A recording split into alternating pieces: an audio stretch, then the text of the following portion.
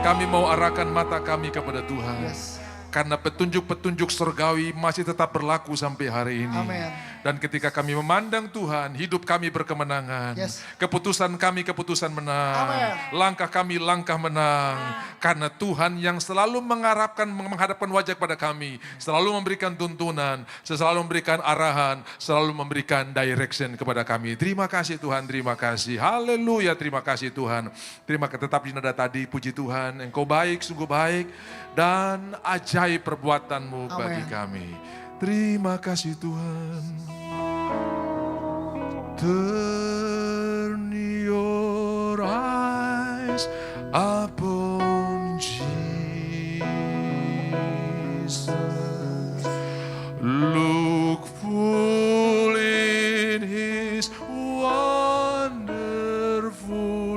face, and the things of earth, and the things of earth will grow strongly dim in the light of His glory and grace.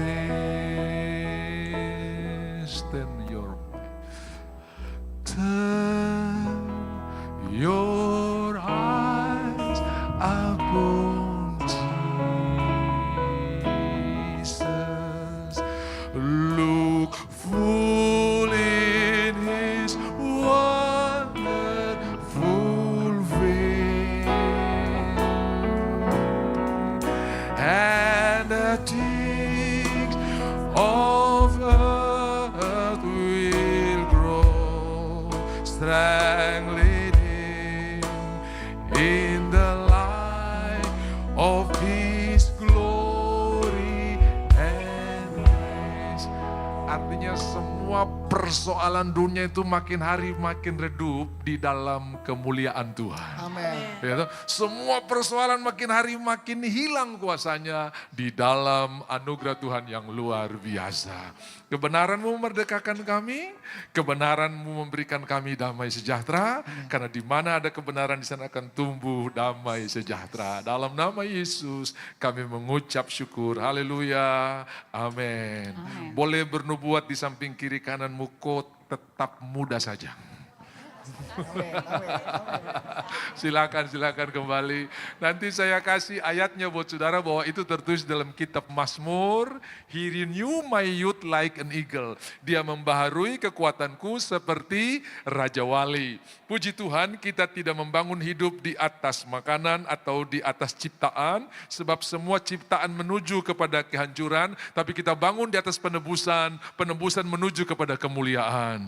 Jadi kalau ada orang telepon, Bapak saya sakit, Ibu saya sakit, bilang begini, jangan bangun kesehatanmu di atas obat-obatan atau di atas para medis, tapi bangunlah di atas penebusan. Karena semua ciptaan menuju kepada kehancuran, tapi semua penebusan menuju kepada kemuliaan. Puji Tuhan, Tuhan memberkati kita. Selamat hari Minggu, dan hari ini saya ingin membawa saudara untuk membahas sebuah kisah yang diulang oleh Musa dalam kitab Ulangan. Saudara, penting sekali untuk kita mengulang terus, karena Yesus berkhotbah topik yang sama, judul yang sama 4 kali. Pemberitahuan pertama tentang penderitaannya itu ada di Matius pasalnya yang ke-16. Lalu ada pemberitahuan kedua, lalu ada pemberitahuan ketiga, lalu ada pemberitahuan keempat. Sudah 4 kali Tuhan berkhotbah topik yang sama, itu pun murid-murid masih lupa. Mungkin waktu khotbah kedua kali Petrus bilang begini, asa tidur saja, karena ini sudah 2 kali dia khotbah.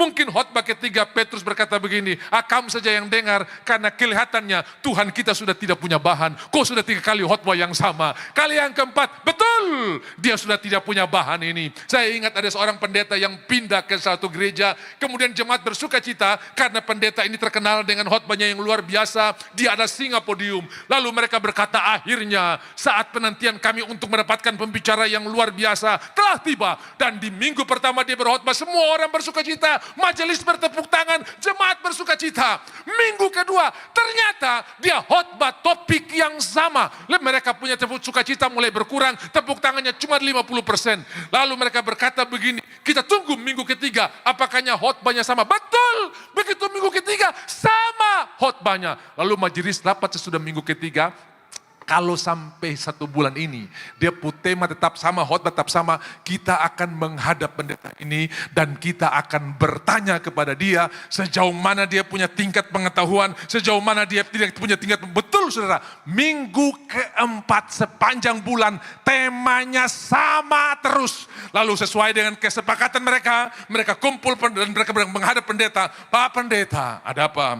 Kami sudah mengikuti khotbah Bapak luar biasa, pesannya sangat-sangat indah, tetapi yang menjadi ganjalan bagi kami, minggu pertama khotbahnya sama, minggu kedua sama, minggu ketiga juga sama persis, lalu minggu keempat juga sama. Kami ingin bertanya, apakah Bapak sudah punya bahan-bahan yang habis?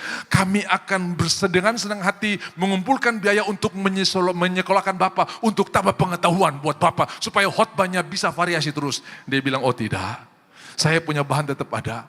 Lalu kenapa kok khotbahnya sama? Dia bilang begini, yang penting bukan apa yang kamu tahu, tapi apa yang kamu lakukan. Itu yang paling penting. Makanya kenapa saya khotbah terus? Supaya kamu melakukan, baru saya akan berhenti. Kalau kamu belum melakukan, saya akan khotbah terus sampai kamu melakukannya. Yang setuju katakan amin. Kasih tahu di kiri kanan kau sudah dengar itu. Jadi melakukan firman Tuhan, jangan tunggu nanti sebanyak. Makanya saudara-saudara, ada orang datang bilang begini, Pak, saya tuh pingin dengar suara Tuhan, Pak. Lalu begitu ada pendeta yang punya karunia, semua orang ramai-ramai datang. Lalu satu hal yang mereka lakukan ketika ibadah selesai, boleh minta waktunya Pak Pendeta? Oh boleh. Pak, saya minta ada suara Tuhan buat saya, Kak.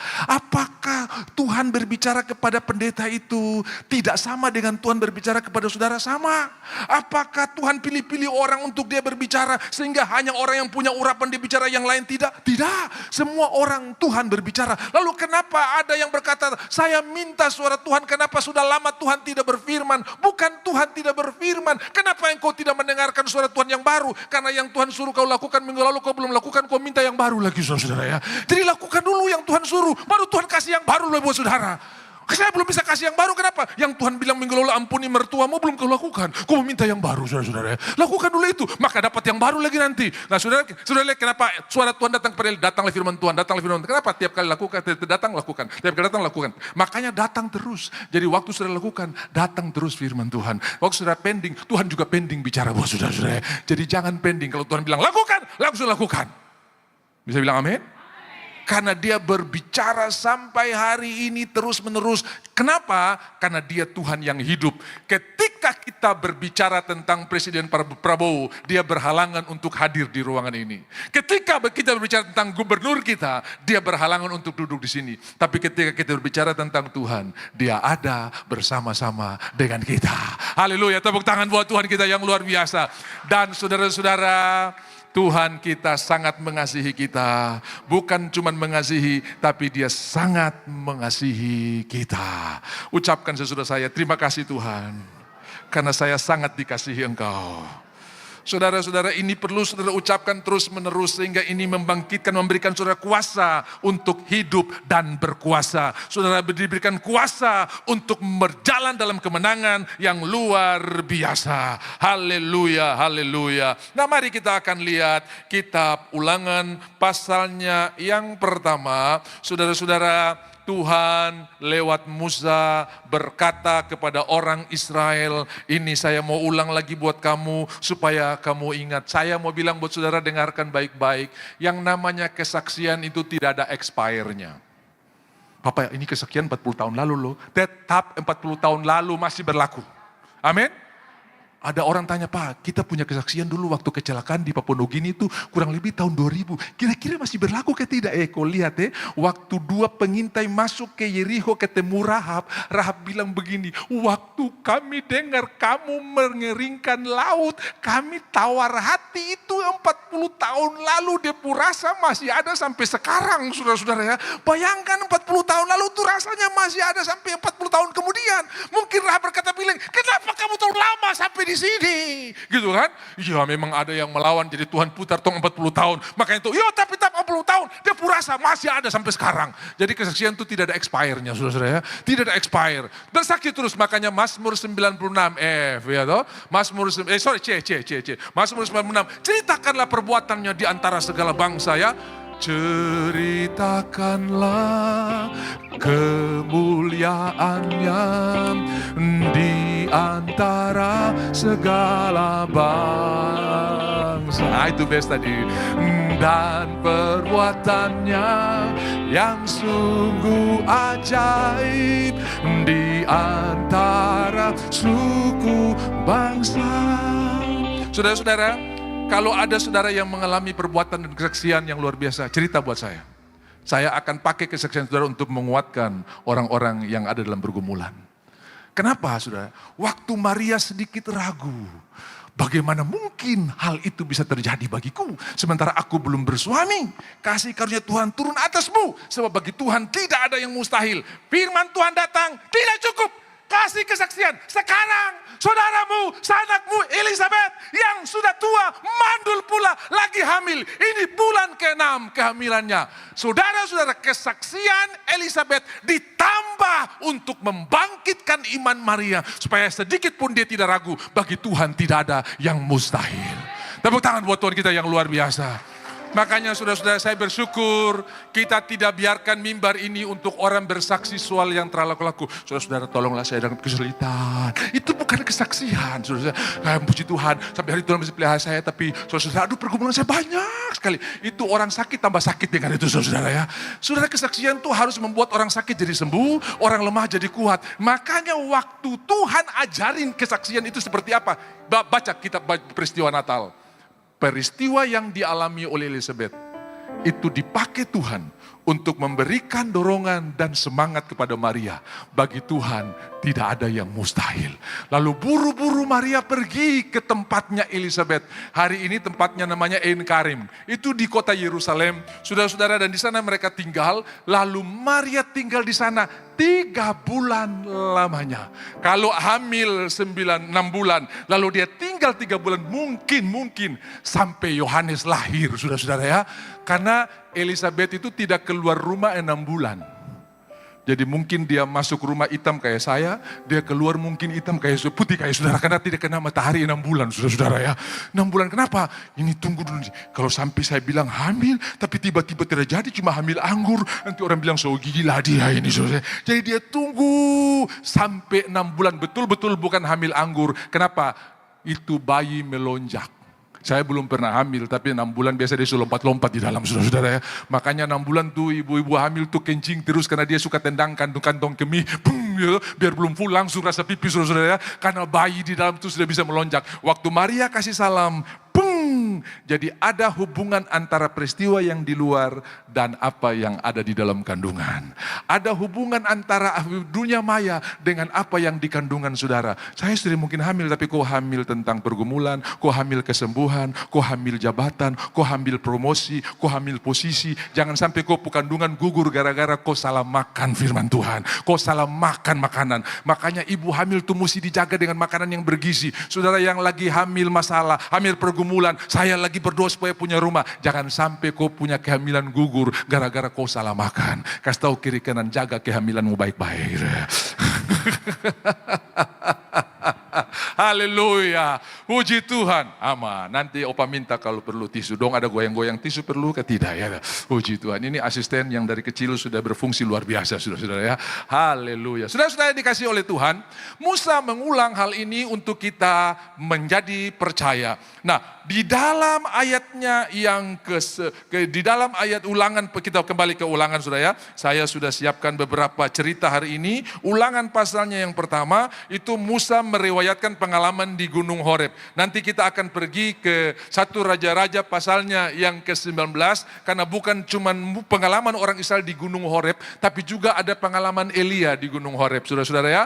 Elia ini seorang yang dipakai Tuhan luar biasa mengalami pertolongan pemeliharaan Tuhan di Sungai Kerit. Habis Sungai Kerit Tuhan suruh pergi ke janda di Sarfat. Begitu sungai menjadi kering, ya saudara-saudara, ada saatnya kita punya jabatan pindah tempat. Betul, Bapak dulu saya di tempat basah, Pak sekarang tempat kering, Pak. Itu Kerit yang kering, jangan dulu takut saudara-saudara. Karena kau punya sungai boleh kering, tapi Tuhan punya firman tidak pernah habis saudara-saudara ya. Dan firman Tuhan, waduh Bapak saya dulu tuh, belum perlu ada itu, luar biasa saudara-saudara ya. Ada orang saking diberkati sampai Tuhan dikorbankan. Padahal dia tidak tahu berkat itu dari Tuhan. Waktu dia masih punya warung, pakai sepeda ontel, setia sekali. Hari Minggu tutup warung, datang ke gereja. Tuhan berkati punya motor. Tambah rajin, tambah rajin. Begitu dia tambah setia mengasihi Tuhan, melayani Tuhan. Tuhan berkati punya toko, punya mobil. Begitu sudah punya toko, punya mobil, jarang datang gereja. Lalu pendeta mulai lihat 1 bulan 2 kali. 1 bulan 1 kali. Lama-lama mulai hilang. Akhirnya pendeta besok, Bapak kenapa tidak datang gereja? Padahal Tuhan sudah berkati. Aduh Bapak minta maaf. Hari Minggu langganan toko. Jadi kalau saya terbuka dong pindah di tempat lain. Jadi terpaksa saya buka. Jujur hati saya rindu sekali seperti dulu. Oh Bapak rindu seperti dulu. Rindu sekali. Kalau begitu ketemu berdoa Tuhan kasih kembali jadi warung. Karena waktu warung. Oh jangan Pak. Berkatnya gak mau ditarik. Tapi sukacita pelayanannya hilang. Bilang kiri kanan saya kenal orang itu. Iya. Haleluya. Jadi saudara-saudara tetap mengasihi Tuhan apapun terjadi. Pengalaman Elia di Gunung Horeb. Kerit menjadi kering lalu dia pergi ke Sarfat. Pergilah ke Sarfat, aku telah perintahkan seorang janda untuk memelihara engkau. Kalau saya jadi Elia, saya akan bilang begini, Tuhan tolong klarifikasi janda kaya atau janda miskin. Kalau janda itu kan orang perlu dikasih diakonia. Kok ini janda yang akan pelihara? Kalau Tuhan bilang aku telah siapkan seorang pengusaha hebat, pengusaha besar, saya tidak perlu minta klarifikasi, pasti dia bisa pelihara saya, tapi ini janda. Saudara-saudara, jangan lihat orang dari mata saudara, jangan nilai dari mata saudara, harus nilai dari matanya Tuhan. Bisa saja orang yang paling tidak punya, dia paling kaya di muka Tuhan, di mata Tuhan. Amin. Ada janda yang memberi sangat sedikit. Dan ada banyak orang memberi dengan luar biasa. Tapi di mata Tuhan, ini orang memberi jauh lebih hebat. Berhenti menilai menurut penilaian manusia. Mulailah minta pikiran Tuhan untuk menilai segala sesuatu sama seperti Tuhan. Bisa bilang amin? Saya sudah dengar sampaikan cerita buat saudara bahwa ada orang yang didatangi Tuhan dalam mimpi dan itu orang paling kaya di kota itu dan malaikat bilang 5 hari lagi orang paling kaya di kota ini akan mati. Dia hitung-hitung yang paling kaya di kota ini, siapa lagi kalau bukan saya? Jangan-jangan saya mati tiba-tiba karena jantung. Dia panggil dokter-dokter ahli, para medis tolong bikin rekam jantung. Lalu mereka kasih hasil report, bagus sekali. 4 hari lagi malaikat datang besoknya, orang paling kaya di kota ini akan meninggal. Jangan-jangan saya mati karena diracun. Semua orang dipanggil untuk tes makanan yang akan dia makan. Sebelum dia minum harus dites, jangan sampai ada yang taruh racun dan saya mati. Wah, dia boleh sedikit sehat jadi nanti tahan dulu karena saya lihat dia sudah segar sekali sudah. 40 kali lari sudah, saya puji Tuhan. Nah, haleluya. 1 kali lagi adek. Iya, puji Tuhan. Ini dia kasih semangat buat kita supaya lari-lari ya, tapi habis ini selesai. Puji Tuhan. Puji Tuhan. Oke, puji Tuhan, tepuk tangan, adek. Masih lari lagi, sudah adek duduk adek duduk nanti atau mau hot bersama-sama opa di sini. Oke, mari kita lanjut. Puji Tuhan, Tuhan berkati, dia akan jadi berkat nanti, jadi sukacita yang luar biasa. Nah, saudara-saudara, lalu janda di Sarfat ini dipakai Tuhan. Apa yang terjadi hari ketiga? 3 hari lagi orang paling kaya di kota ini akan meninggal. Jangan-jangan karena kecelakaan semua jadwal dibatalkan. Semua penerbangan dibatalkan. Dan hari itu, ini masih lari. Coba saya kasih hadiah siapa yang bisa amankan dia. Puji Tuhan, adil loh. Jadi WL nanti, jadi WL. Puji Tuhan. Karena Hadi ini juga salah satu guru sekolah minggu, jadi dia punya kemampuan untuk bisa menarik anak-anak datang kepada dia. Sama seperti Tuhan bisa menarik anak-anak datang kepada dia. 2 hari lagi, datang besoknya lagi. Orang paling kaya di kota ini akan meninggal. Semua perjalanan dibatalkan. Lalu saudara, 1 hari sebelumnya, malam ini orang paling kaya akan meninggal. Saudara-saudara, jangan-jangan waktu tidur saya meninggal, dia tidak mau tidur, dia buka mata terus, saudara-saudara. Jam 12 malam, lonceng kematian berbunyi. Karena di kampung itu kalau ada lonceng itu ada banyak. Lonceng ibadah, lonceng undangan rapat, lonceng kematian. Tapi dia sehat, dia tidak mati. Lalu dia tanya siapa yang meninggal. Selidik punya selidik, ternyata kostor di gereja tersebut meninggal. Ini kostor paling miskin, tidak sehebat orang kaya ini. Tapi di mata Tuhan, dia orang kaya. Jadi menilai segala sesuatu harus pakai penilaian Tuhan, bukan penilaian kita. Orang yang paling kaya bukan yang punya banyak uangnya, tapi orang yang paling kaya adalah orang yang mungkin sederhana, tapi siap untuk melakukan sesuatu, bukan karena kelebihan, tapi karena keterbatasan. Dan waktu Elia datang, betul, janda super miskin, kin.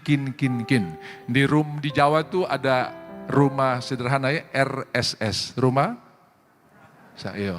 Tapi ada yang bilang begini, Pak, rumah saya bukan RSS, RS7. Maksudnya rumah saya sangat sederhana sampai selonjor pun susah. Itu saudara, itu RS7 saudara, sampai selonjor pun susah katanya saudara. Nah ini janda super miskin, kin.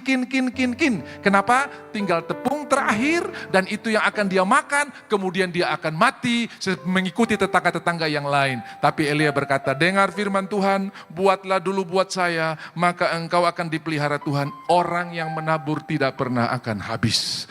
Orang yang menabur tidak pernah akan susah. Belum pernah saya lihat orang yang menabur untuk pekerjaan Tuhan hidupnya susah. Saya selalu melihat mereka hidup dalam kelimpahan. Dan buktinya janda ini dipelihara Tuhan. Sampai Tuhan berkati negeri itu. Yang lain dibawa ke pemakaman. Kecuali janda satu ini tetap dipelihara Tuhan. Kenapa? Karena perkataan Tuhan memberikan kehidupan bagi kita.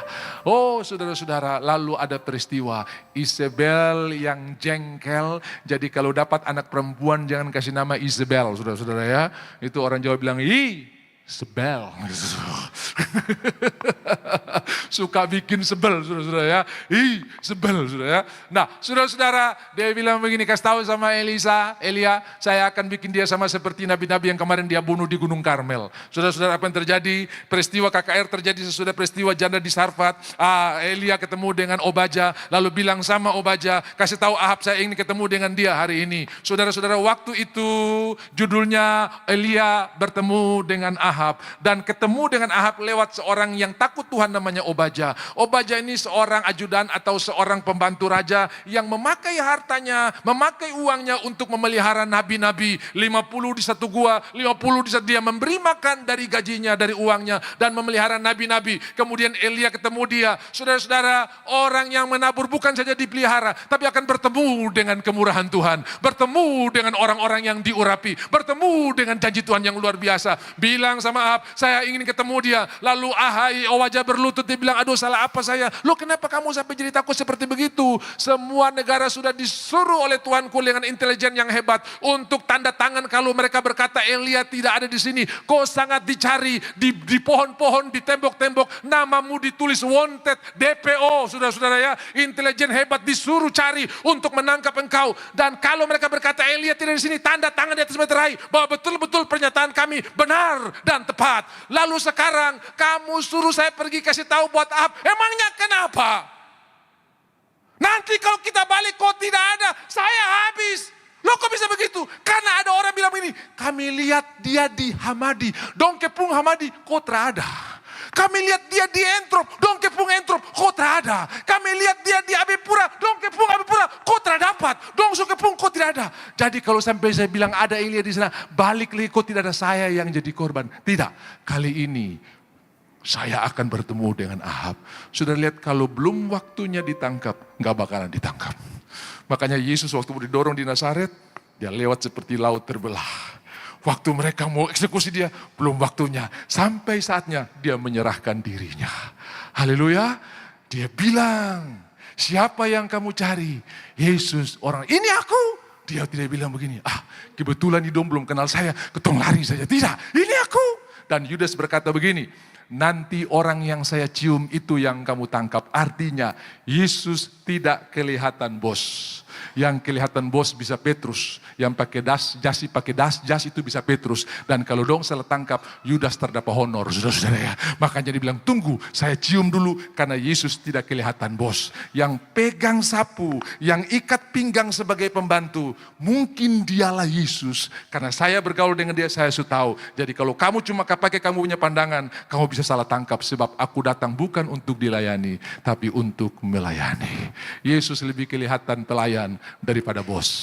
Saudara-saudara ya. Nah akhirnya Yudas mencium Tuhan Yesus. Elia punya pengalaman.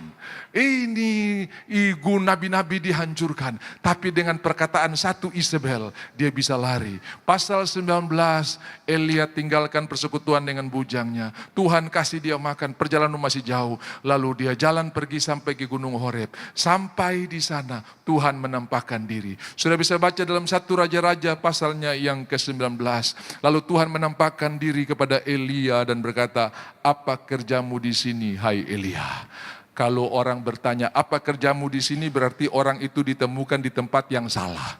Kalau saudara punya karyawan bagian admin, tiba-tiba dia keluyuran di Pasar Hamadi, saudara ketemu, kok bikin apa di sini? Berarti dia ditemukan di tempat yang tidak seharusnya dia berada. Ya toh?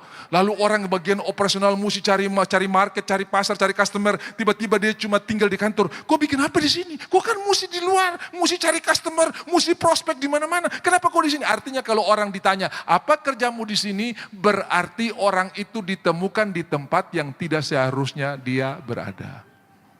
Hari ini Tuhan juga tanya, gue kerja apa itu?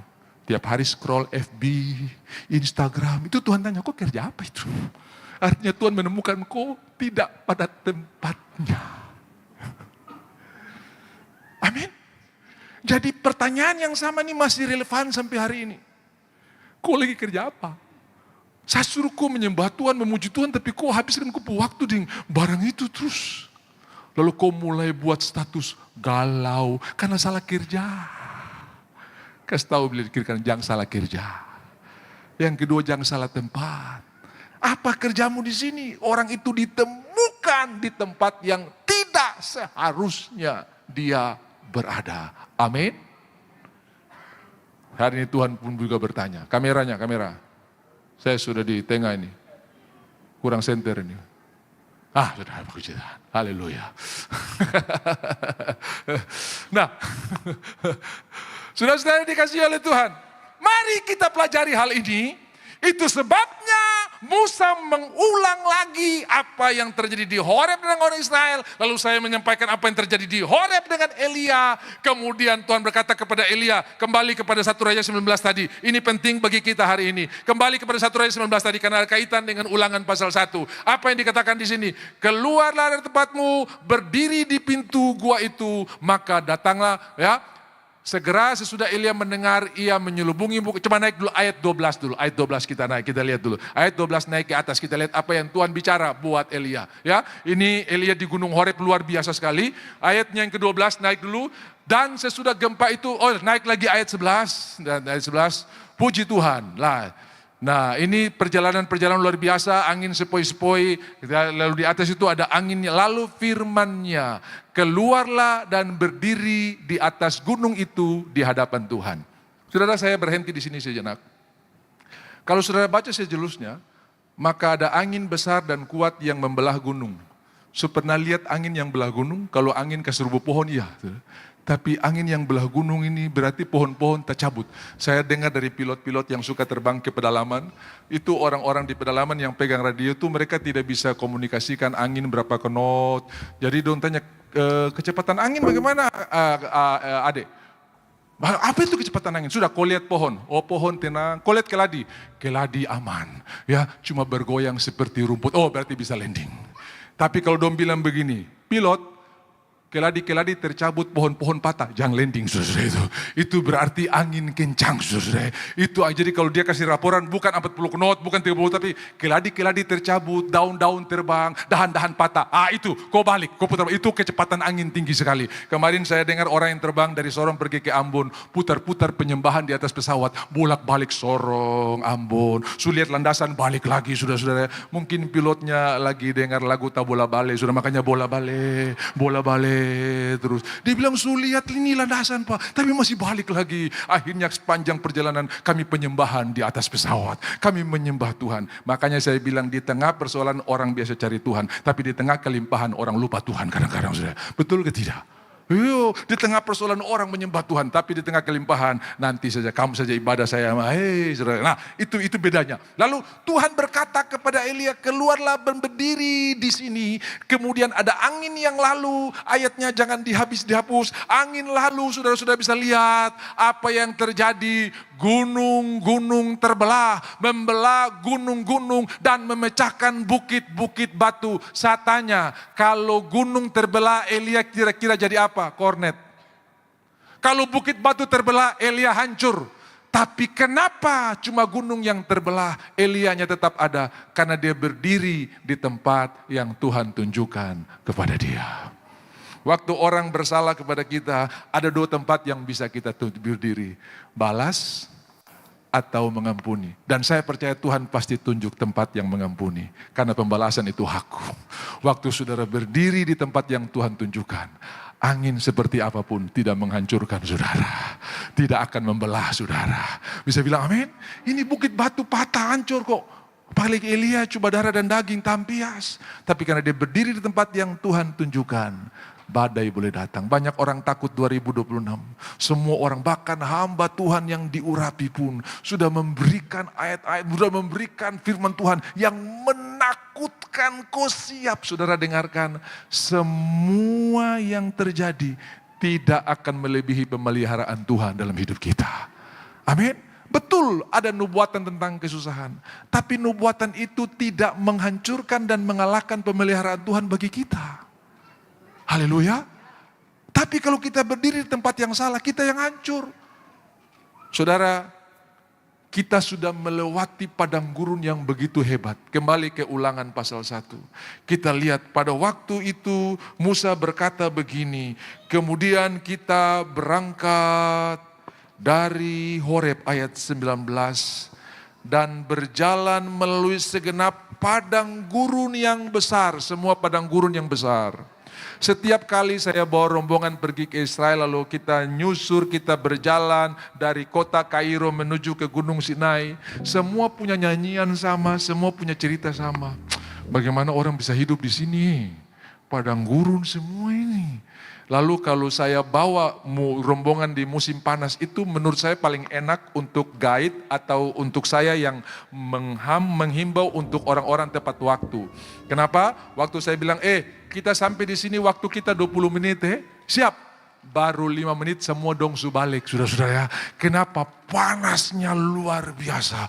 Lalu dong bilang, panas nenek moyang Pak. Ini pasti orang Ambon yang bilang panas nenek moyang, ini pasti orang Ambon, saudara ya. Yang suka pakai nenek moyang itu pasti orang Ambon, saudara ya. Puji Tuhan. Nah ini panas nenek moyang. Tapi kalau saya bawa di musim semi atau musim dingin, waktu kita 20 menit bisa 1 jam. Kau foto saya fotoku, kita foto sama-sama. 1 jam habis, saudara-saudara ya.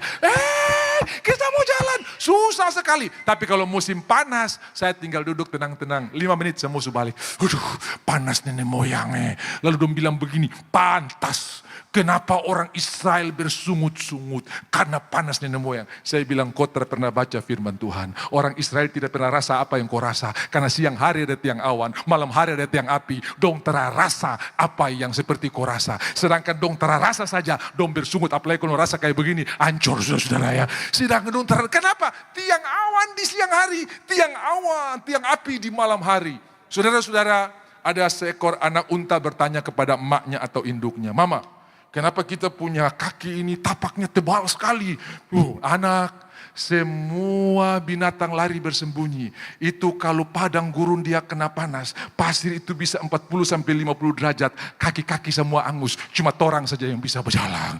Di tengah padang gurun yang panas, kita bisa lewati. Mama, terus kenapa kita punya pundak ini ada punuk? Oh anak, yang lain punya mulus-mulus. Terapa-apa, tapi ketong punya ini tangki air, cadangan air. Kita bisa berjalan berhari-hari, berminggu-minggu, bahkan berbulan-bulan sampai ketemu air tanpa harus mati kehausan. Karena ini kita punya tangki cadangan. Mama, kenapa kita punya bulu mata lebih hebat dari bulu mata Syahrini ya? Luar biasa, panjang sekali begini. Anak, kau dengar, kalau badai pasir turun, semua mata jadi buta. Cuma torang pun mata yang aman, karena ada filter untuk menahan pasir yang bertiup. Lalu terakhir mama, kenapa kita di kebun binatang Ragunan mama? Semua kehebatan yang ada tidak ada artinya kalau sudah cuma parkir. Cerita buat orang lain, kasih tahu buat orang lain bahwa Tuhan kita itu luar biasa. Haleluya, kita bukan penghuni kebun binatang. Kita adalah orang-orang yang pergi untuk menyampaikan kabar baik bagi orang yang lain. Yang setuju katakan amin. Jangan simpan berkat saudara, jangan simpan kesaksian saudara, jangan simpan perbuatan Tuhan yang luar biasa. Ceritakan buat orang lain. Haleluya, waktu engkau menceritakan, engkau sendiri orang pertama yang akan dikuatkan. Saya ditelepon, Pak Pendeta, tong punya kesaksian celaka dengan mobil di Papua Nugini, kira-kira masih up to date hari ini? Masih up to date, 40 tahun lalu saya masih orang bikin takut, apalagi ini baru cuma 10 tahun lalu, masih up to date. Cerita. Bagaimana Tuhan pelihara ketika kami terbalik dengan mobil yang kecepatan 140 km per jam. Semua orang menduga kami mati, tapi tak ada satupun yang mati. Semua kami selamat karena kami berseru Yesus dan yang berseru kepadanya akan diselamatkan. Amin. Bukan bilang mama, bukan bilang papa, bukan. Yesus, saudara-saudara ya. Latihlah dirimu beribadah termasuk latih panggil nama Yesus. Haleluya. Satu waktu saudara latah firman Tuhan. Itu. Saudara latah kebenaran. Orang Pantekosta itu latahnya darah Yesus. Darah Yesus. Kenapa? Latih terus darah Yesus. Pintu terbanting darah Yesus. Gelas jatuh darah Yesus. Sudah. Semua darah Yesus sudah ya. Dan itu ada kuasa sudah ya. Daripada mati aku. Ya mati betul saudara ya. Orang Manado tuh kalau mati aku. Makanya sampai umur 60 sudah mati sudah. Karena mati terus sudah. Mati aku. Ya. Saya pernah tinggal di pernah berkenalan dengan salah satu orang kaya, saudara. Rumahnya itu sangat steril, pintu buka ke depan, buka ke dalam. Semua ventilasi dipakai kasa. Nyamuk dan lalat harus urus visa untuk bisa masuk di rumahnya dia, saudara. Bahkan dia cuci tangan harus pakai air aqua karena ragu air PDAM, karena uangnya banyak. Tapi waktu dia pergi check up di Surabaya, dokter juga bingung, dia juga bingung. Dia kena hepatitis B, lever bengkak. Istilah sebenarnya itu lever bengkak yang paling murah. Karena itu lever tuh di tingkatan sampai ada sirosis. Ya, itu hati mengering. Itu hati mengering tuh karena terlalu banyak simpan hati sampai hati kering, saudara-saudara ya. Loh, jadi jangan simpan hati nanti kok hati kering, saudara-saudara ya. dia kena lever bengkak. Lalu kami berdoa, tanya Tuhan, ini orang steril, makannya bagus, tapi kenapa kok lever bengkak? Selidik kami dapat jawabannya. Ternyata hatinya itu terlalu dipenuhi dengan daftar nama orang yang dia tidak suka. Nomor 1 ini, nomor 2 ini, nomor 3 ini, karena terlalu banyak bangka, saudara-saudara. Makanya orang Manado kalau jengkel dong bilang, so bangka dada kita ini. Nah itu hepatitis B, saudara-saudara. Hati-hati, saudara-saudara ya. Makanya Alkitab bilang jaga hati lebih daripada segala sesuatu. Lebih dari jabatan, lebih dari promosi, lebih daripada uang, lebih dari deposito, lebih daripada emas, lebih daripada segalanya. Saudara-saudara, satu waktu orang dari kampung datang tinggal di rumah kami. Waktu itu kami masih tinggal di Dok 8. Saudara, lalu karena kamar mandi semua mandi di sana, dan dia punya kebiasaan habis mandi dia cuci pakaian kotornya. Lalu begitu saya bilang kenapa dia lama, rupanya langsung dengan cuci. Nah begitu dia habis mandi dia mau cuci, dia lihat di atas bak mandi itu sabun mana yang sabun cuci. Nah saudara tahu kalau dulu sabun cuci itu warna-warna, kalau sekarang sabun muka yang warna-warna, betul tidak? Amin ibu-ibu. Sabun muka ada yang kuning gitu, ada yang transparan gitu. Oh ini mahal nih Pak. Nah, karena dia tidak tahu mana sabun muka dan mana sabun cuci, dia lihat yang warna, ini pasti sabun cuci. Ternyata itu istri saya sabun muka, saudara-saudara ya. Dia hajar rata, dari tebal begini tinggal tipis dan itu mahal. Begitu dia pergi mana dia bilang, ancur, kenapa sabun muka dia suka pakai sabun cuci. Saya bilang jaga hati lebih dari sabun. Haleluya. Jaga hati lebih daripada segalanya. Karena dari sana terpancar kehidupan. Saya dulu mandi super busa dari atas sampai bawah, hajar saudara-saudara ya. Super busa tuh keras sekali saudara-saudara ya. Itu zaman itu adik belum pakai pemper saudara ya. Dia punya loyor semua tuh pakai super busa, tampias kuning-kuning semua sudah jadi baru saudara ya. Dan itu jadi sabun mandi saya kadang-kadang. Tapi karena kita tidak setting bahwa sabun ini berbahaya. Karena saudara setting, makanya hari ini jangan pakai setting FB, jangan pakai setting di TikTok, pakai setting firman Tuhan. Amin. Jangan pakai setting yang lain, pakai setting firman Tuhan. Di padang gurun yang besar dan dahsyat. Bagaimana Tuhan pelihara. Saudara, orang prediksi 2026 akan ada goncangan ekonomi yang lebat. Saya mau kasih tahu, waktu kita lewati COVID, mau pergi beli tomat saja pakai surat. Di jalan petugas akan tanya mau kemana? Mana surat? Harus ada surat yang dilegalisir. Ini ketong terpakai surat saudara-saudara. Yang hebat dan dahsyat ketong sulewat. Apalagi cuma yang ini. Tuhan melebihi segalanya. Amin. Jadi mulai hari ini beritakan pemeliharaan Tuhan. Bukan beritakan persoalan. Waktu Nabi Agabus datang dan mengambil ikat pinggang Paulus, dia ikat diri dan berkata begini, seperti beginilah orang yang punya ikat pinggang ini akan diikat di Yerusalem. Itu bukan menghalangi Paulus untuk pergi ke Yerusalem, tapi mempersiapkan hatinya. Kalau hal itu terjadi, kau sudah siap. Makanya bilang, jangan sudah Paulus kau jangan pergi. Sampai mati pun saya tetap akan pergi. Dan betul, yang terjadi sama seperti yang Agabus bilang. Tapi itu tidak menghalangi Paulus untuk pergi ke sana. Tapi mempersiapkan hatinya untuk menerima kalau hal itu terjadi. Dia sudah siap mengatasinya.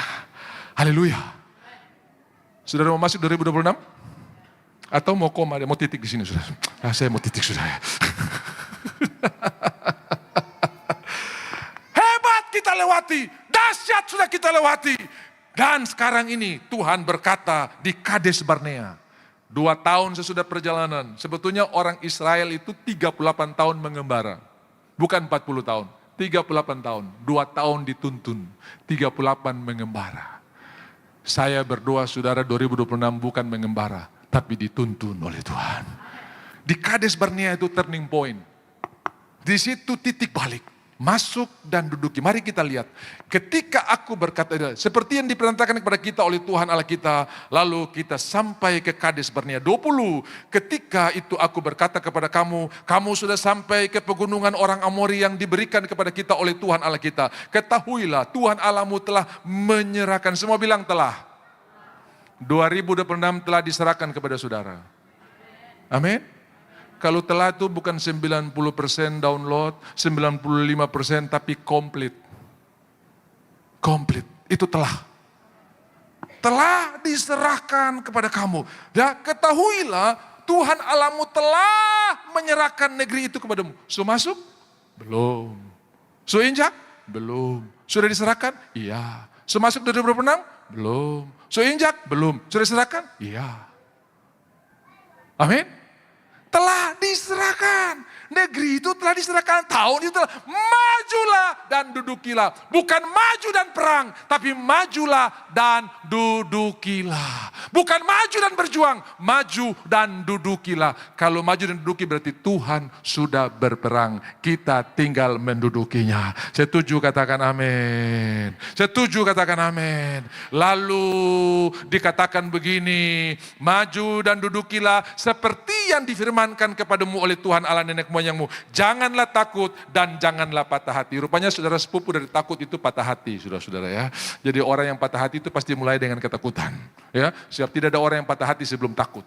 Ya, takut dulu baru patah hati. Janganlah kamu takut dan patah hati. Lalu kamu sekalian mendekat kepadaku. Bagaimana kalau kita survei dulu? Saudara, ini tidak Tuhan perintahkan. Tapi dong punya permintaan oke lah. Kadang-kadang yang tidak Tuhan perintahkan kita lakukan. Tapi jangan lupa itu tidak harus mengurangi atau menggeser posisi firman Tuhan dan diganti dengan posisi survei. Posisi survei seperti apapun tetap dia di bawah firman Tuhan. Firman Tuhan di atas segalanya. Hasil diagnosa menunjukkan saya dapat ada sedikit tanda-tanda benjolan di payudara sebelah kiri. Daripada dia bilang ini, puji Tuhan, oleh bilur-bilur Yesus aku sudah sembuh. Dia pulang ke rumah, dia googling, kalau benjolan di kiri itu apa? Lalu Google mulai kasih tahu, kayaknya itu kanker stadium awal dan ada tanda-tanda begini. Tiap kali kalau kau mandi kau rasa seperti ada itu awal. Lalu dia mulai ketakutan. Kenapa? Karena survei sudah melebihi firman Tuhan. Bilang kiri kanan kau sudah dengar itu. Habis dapat data pergi mengintai, tetap kembali kepada mode firman Tuhan. Amin. Kayaknya semua survei 2026 ini. Saya lihat ini, tahun parah Pak. Tahun gawat Pak. Makanya tiap kali kita buka satu aplikasi atau satu konten, tiba-tiba muncul iklan. Selagi Mas masih kuat, ayo investasi. Betul tidak toh? Saudara buang, selagi Mas masih kuat, ayo investasi. Saya mau bilang saudara, Mas satu waktu akan turun. Karena kitab Wahyu menulis, pedagang-pedagang emas akan menangis. Karena emas tidak punya nilainya. Tapi firman Tuhan tidak pernah tidak berlaku. Tetap berlaku selama-lamanya. Haleluya. Bisa bilang amin. Bisa bilang amin saudara-saudara. Wih, hasil survei seperti apapun tidak harus menggeser, masuk dan duduki. Enter and possess. Saudara-saudara, waktu mereka survei, kita lihat dulu hasil survei. Hal itu kupandang baik, kalau kamu pergi sampai di lembah Eskol, kamu lihat negeri itu, maka kamu mengambil buah-buahan. Tetapi ayat 26 tampilkan, tetapi kamu tidak mau berjalan ke sana. Kamu menentang titah Tuhan Allahmu. Artinya apa? Hasil survei telah mengganti posisi firman Tuhan. Padahal Tuhan bilang masuklah dan dudukilah. Tapi begitu dong survei, dong di sana raksasa. Saya tanya buat saudara, apakah Tuhan tidak tahu di negeri itu ada raksasa? Tahu. Apakah Tuhan tidak tahu di sana ada benteng-benteng yang hebat? Tahu. Apakah Tuhan tidak tahu di sana ada tentara-tentara yang dahsyat? Tahu. Tapi kenapa Tuhan tidak kasih tahu sama Musa? Karena apa yang tidak penting bagi Tuhan, jangan dianggap penting bagi saudara. Kalau itu Tuhan tidak cerita, berarti barang itu tidak penting. Buat apa kita anggap penting yang Tuhan tidak bilang, Tuhan bilang tidak penting? Amin. Buat apa kita anggap besar yang Tuhan bilang tidak ada artinya? Kalau itu penting, Tuhan akan bilang, Musa, hati-hati. Dong itu besar-besar. Tolong pilih orang Israel yang tinggi-tinggi, yang bisa pegang tombak 6 meter, taruh di depan. Karena kau akan berhadapan dengan orang besar. Tapi Tuhan tidak ngomong satu kali pun tentang orang raksasa di sana. Karena barang itu tidak penting bagi Tuhan. Dan tidak penting untuk diomongin. Kenapa kita harus omong? Kalau yang tidak penting, kenapa kita harus bicarakan? Makanya Tuhan tidak ngomong. Karena tidak perlu dibicarakan. Haleluya. Yang kita bicarakan pakar ekonomi berkata begini. Itu yang kita bicarakan, itu tidak penting. Kenapa kita bicarakan? Mereka raksasa, kami belalang. Siapa yang bilang? YouTube Pak. Siapa yang bilang? TikTok Pak. Demikianlah kami di hadapan mereka dan mereka di hadapan kami. Kapan mereka bisa mewakili orang-orang itu punya pikiran? Ternyata mereka ketakutan. Sampai 40 tahun pun masih takut. Apalagi masih fresh hari itu. Saudara, dari laut dikeringkan sampai mereka dikasih pernia cuma 2 tahun. Sedangkan 40 tahun saja. Rahab bilang kami masih ketakutan. Apalagi yang 2 tahun itu masih fresh. Masih ancur-ancur dong. 40 tahun saja. Kami masih tahu, kami sejak itu. Kami tawar hati sampai sekarang. Sampai sekarang. Masih fresh ini Kades Barnea 2 tahun. Haleluya. Tapi Tuhan tidak bicarakan barang itu. Stop bicarakan apa yang tidak penting bagi Tuhan. Stop diskusi apa yang tidak penting bagi Tuhan. Mulailah berdiskusi apa yang penting bagi Tuhan. Kamu menentang titah Tuhan. Waktu kita tidak membicarakan apa yang penting bagi Tuhan dan membicarakan apa yang tidak penting di mata Tuhan dan bagi kita penting, kita menentang titah Tuhan. Haleluya. Oh, akhirnya terjadilah. Dongter mau melangkah, kemudian menggerutu, lalu Tuhan bilang putar balik. Tidak ada yang masuk kecuali Yosua dan Kaleb. Bilangan 13, khususkanlah Yosua dan Kaleb, sebab mereka memiliki jiwa yang berbeda. Roh kita sama, roh yang 10 orang dan 2 orang ini sama, tapi jiwa mereka berbeda. Jiwa kita dibaharui dari hari ke hari. Pertobatan sekali terima Yesus, tapi pembaharuan pikiran dari hari ke hari. Dan Yosua dan Kaleb membaharui terus pikiran mereka sampai umur 85 pun. Yosua Kaleb masih bilang, engkau tahu firman Tuhan yang diucapkan Musa terhadap aku, masih ngomongin firman Tuhan. Engkau tahu firman Tuhan. Jadi kalau ketemu sebentar di warung makan, engkau tahu firman Tuhan yang diucapkan oleh Paulus. Allahku akan memenuhi segala keperluanku menurut kekayaan dan kemuliaannya. Kau panjang umur, lanjut usia dan menduduki semua janji Tuhan di 2026. Amin. Kau tahu Metro TV bilang apa? Kau Ancor. Kau tahu firman Tuhan bilang apa? Kau Kaleb. Amin. Haleluya. Engkau tahu firman Tuhan yang cakap istirahat. Oh, itu luar biasa saudara-saudara ya. Nah, saudara tahu di dalam dunia jurnalis ada satu moto yang luar biasa. Bad news is news. Kabar buruk adalah berita. Jadi makin buruk kabarnya, itu makin enak ditayangkan. Bad news is news. Makanya saya lihat kabar-kabar program-program yang menyangkut hati nurani, menyangkut ini, semua tampias. Dong bikin konten sendiri. Ya toh? Dulu Kick Andy itu ada di salah satu program itu. Sekarang bikin sendiri, saudara ya. Kenapa? Bad news is news. Kabar baik rupanya. 10 orang ini mereka punya paham jurnalis, saudara ya. Bad news is news. Itu yang mereka sebarkan di teman-teman. Hei dong raksasa, rupanya berita itu jauh lebih laku daripada berita Tuhan pelihara kita. Saudara taruh kata tidak ada yang mendengar, tetap beritakan firman Tuhan. Taruh kata tidak ada yang percaya, tetap beritakan firman Tuhan. Satu waktu mungkin engkau tidak melihat, apa yang kau beritakan tidak akan kembali dengan sia-sia. Seorang pendeta diundang ke satu daerah. Hari H, semua panitia kebingungan. Kenapa semua gereja bersatu? Jangan datang. Lapangan yang sudah disiapkan akhirnya diganti ke hall hotel. Begitu masuk di hotel, cuma panitia yang hadir. Tapi dia berkata, saya tetap datang, berapapun yang hadir, saya akan tetap disampaikan firman Tuhan. Hari kedua, rupanya propaganda untuk ini, pendeta tidak lagi berhak. Orang cuma datang tambah 1. Hari ketiga, cuma tambah 1. Jadi 3 hari berturut-turut, tiap hari tambah 1, tambah 1. Tapi sudah di hari terakhir, ada yang bilang begini, Pak, ada yang mau minta didoakan, mau minta terima Yesus. Tapi dia bukan dari orang Kristen. Loh, kok bisa? Dia dari agama seberang. Kok bisa dia hadir? Tidak. Itu sound system yang disewa. Kebetulan dia yang bagian gulung-gulung kabel. Dan waktu dia atur-atur kabel, dia dengar Bapak pengkhotbah. Dan dia tidak bisa tidur selama 3 malam Bapak. Dan ini hari ini dia setelah tahan. Dia datang mau terima Tuhan Yesus. Ternyata orang bisa halangi untuk ibadah itu berlangsung. Tapi tetap firman Tuhan bisa menjamah orang lain. Saudara-saudara yang dikasihi oleh Tuhan. David Flood yang kecewa karena tidak ada orang yang diberkati. Tidak ada orang yang mau menerima dia. Tapi ada satu anak yang membawa telur untuk mereka. Ternyata anak itu jadi pendeta yang luar biasa. Dan memenangkan satu negeri. Waktu dia dengar kabar ini, dia yang sudah murtad kembali kepada Tuhan. Dan menjadi semangat mengakhiri hidup dengan sukacita. Karena ternyata jerih payah tidak ada yang sia-sia. Teruslah memberitakan kebenaran. Saya mau bilang buat saudara, teruslah membangun. Walaupun orang terus merobohkan apa yang kau bangun.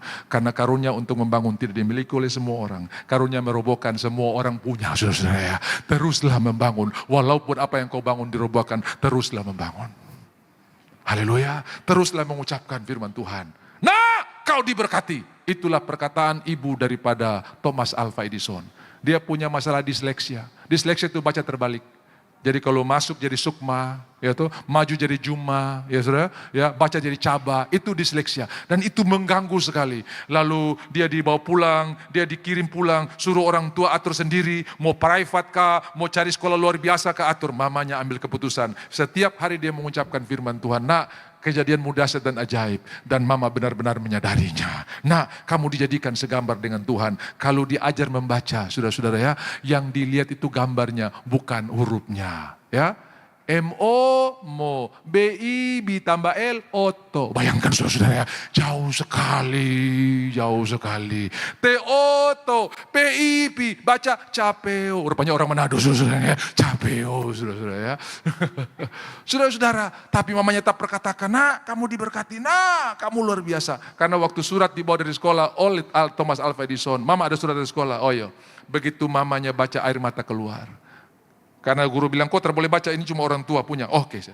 Begitu dia lihat mamanya menangis, dia bilang, mama, kenapa menangis? Ada kabar apa kak?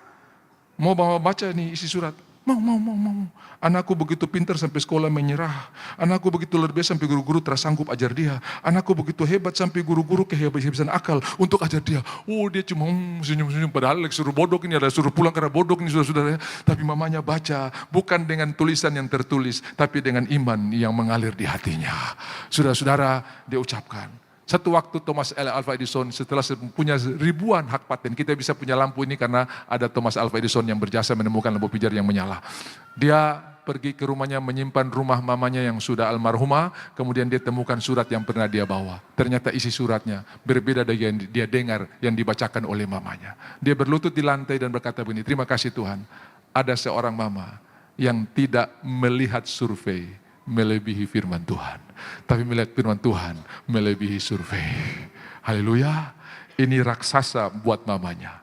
Tapi bagi Tuhan, raksasa tetap kalah dengan firman Tuhan. Saya tidak tahu ada raksasa apa di hidup saudara. Pak, ini besar sekali raksasa. Tapi firman Tuhan melebihi raksasa yang kau hadapi. Pak, yang saya hadapi ini bukan orang kecil. Tuhan lebih besar. Mau tahu satu kisah terakhir? 2 Raja-Raja 20. Cerita tentang Yesaya bin Amos yang datang kepada Hizkia. Hizkia, demikianlah firman Tuhan, kau akan mati, sampaikan pesan-pesanmu buat keluarga. Dia berbalik ke tembok, Tuhan dengar akang beta pun doa. Saya ini setia dari kecil. Ternyata kesetiaan saudara bisa laku di hadapan Tuhan. Bisa jadi jualan indah di hadapan Tuhan. Tuhan saya setia, saya guru sekolah minggu, saya ini. Lalu Yesaya bin Amos yang masih di halaman, belum keluar pelataran. Tuhan suruh balik.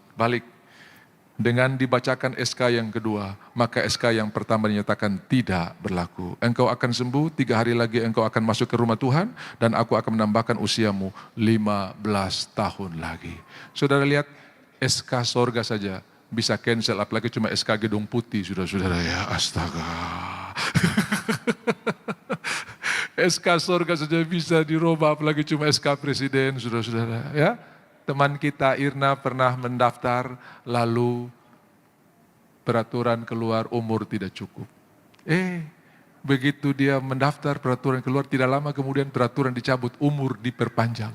Habis dia diterima, dikembalikan lagi saudara-saudara. Yang surga punya saja bisa rubah, apalagi cuma yang kementerian punya, saudara-saudara ya. Haleluya, tepuk tangan buat Tuhan kita yang luar biasa. Jadi raksasa-raksasa keputusan pun takluk di bawah firman Tuhan. Amin. Dengan dibacakan SK yang kedua, SK yang pertama nyatakan tidak berlaku. Ada SK yang bikin kau susah hari ini? Ada keputusan yang bikin kau galau hari ini? Dengarkan. Ada Tuhan yang mengatasi segala SK. Dia bisa melakukan hal yang luar biasa. Bagi Tuhan tidak ada yang mustahil. Dan bagi orang yang percaya. Seorang hamba Tuhan disuruh pergi untuk menginjil. Tuhan, saya tidak punya tiket. Pergi ke bandara. Zaman itu tiket masih tulis-tulis.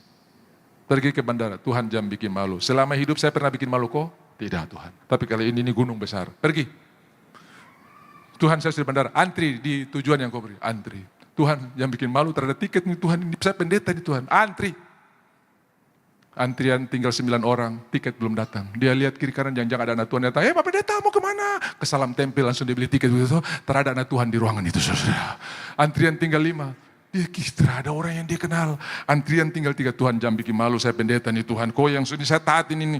Tuhan, yang malu bukan kau, yang malu saya. Bukan kau yang malu, karena saya yang suruh. Tinggal 1 antrian. Tiba-tiba orang di depan berdebat dengan petugas konter. Sampai pukul meja. Begitu puncak marahnya, dia berbalik ke belakang ambil tiket. Nih, kau saja yang berangkat. Dia tahu, kau saja yang berangkat. Saya jadi berangkat. Akhirnya dia berangkat, saudara. Bayangkan itu, tinggal satu langkah. Saudara, orang yang percaya tidak akan dipermalukan. Tidak akan dipermalukan. Bisa bilang amin? Tapi kalau Tuhan terus suruh jam kopi antri, kau dapat puluh di sana di saudara ya. Tapi kalau Tuhan suruh pergi antri, saudara-saudara. Bagi Tuhan tidak ada yang mustahil. Waktu saya sudah habis, walaupun masih banyak yang saya ingin bicarakan. Nanti tanggal 24 jangan lupa ibadah malam. Jam 5:30 dan jam 7:30. Tanggal 25 kita ibadah pagi, jam 8 dan jam 10 seperti sekarang. Tanggal 28 minggu terakhir di tahun 2025 kita ibadah raya. Dan tanggal 31 kita ibadah malam kunci tahun. Kita bawa ucapan syukur 365 hari Tuhan pelihara kita. Kita bersyukur dan tanggal 1 Januari semua ibadah yang saya sebutkan disertai perjamuan kudus. Dan 1 Januari kita perjamuan kudus disertai pengurapan. Tolong bawa minyak masing-masing dari rumah. Kita berdoa lalu kita urapi sendiri, kita gosok bagian yang sakit. Kalau pikiran masih suka migrain, gosok ini pulang gosok tuh bantal yang suka mimpi terlaku, bukan karena bantalnya, karena janji Tuhan yang kau bawa di dalam kamar tidur, atau bukan janji Tuhan. Kalau kau bawa janji Tuhan, kau mimpi surga. Tapi kalau kau bawa persoalan, kau ketindisan, saudara-saudara ya. Jadi pilihlah untuk bawa janji Tuhan. Setuju, katakan amin. Dan kalau saudara terima pengurapan, walaupun nanti malam saudara mimpi buruk, itu tidak akan mengganggu saudara. Karena hidup kita ditentukan oleh firman Tuhan. Hidupku hanya ditentukan oleh perkataan. Habis menyanyi begini di gereja, tadi malam saya mimpi buruk loh Pak. Yang dibicarakan bukan perkataan Tuhan tapi mimpinya, saudara-saudara. Tadi malam orang mati semua datang Pak. Ini apa artinya? Terada arti yang datang buat kau hari ini orang hidup bukan orang mati. Tuhan Yesus yang hidup. Kenapa kau bicara orang mati yang bisa tolong kau? Bicara orang hidup yang tolong kau, yaitu Tuhan Yesus. Amin. Kita urapi kepala kita. Kita urapi telinga kita, semua kita. Nah itu di tanggal 1 Januari. Jadi saudara, kita lewati momen-momen ini, dengarkan, Tuhan tetap campur tangan. Keputusan apa yang saudara buat, Tuhan ada di dalamnya. Mari kita bangkit berdiri. Tuhan Yesus, hamba telah selesai berbicara. Engkau sempurnakan kebenaran-Mu, dan hari ini yang sakit sudah disembuhkan.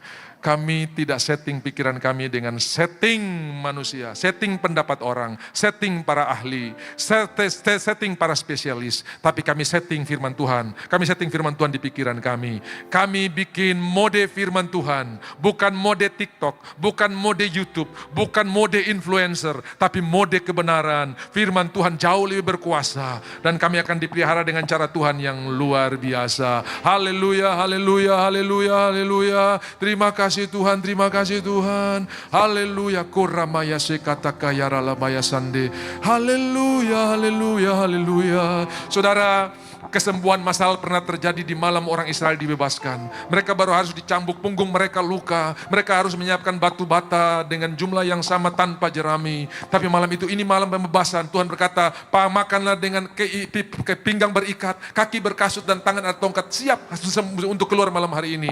Musa mungkin berkata, Tuhan mereka semua sakit baru habis dipukul, akulah penyembuh. Dan itu penyembuhan massal yang pernah terjadi. Tidak ada yang terpelecok. Mazmur 105 berkata, tidak ada yang sakit lutut, tidak ada yang terpelecok, semua berjalan dengan luar biasa. Karena Tuhan menyembuhkan satu bangsa dalam satu malam. Tuhan juga sanggup menyembuhkan saudara hari ini. Tidak ada yang mustahil bagi Tuhan. Kau berfirman.